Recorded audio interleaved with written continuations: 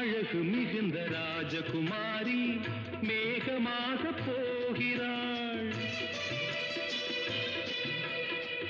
ஜரிகை நெளியும் சேலை கொண்டு மலையை மூட பார்க்கிறாள்.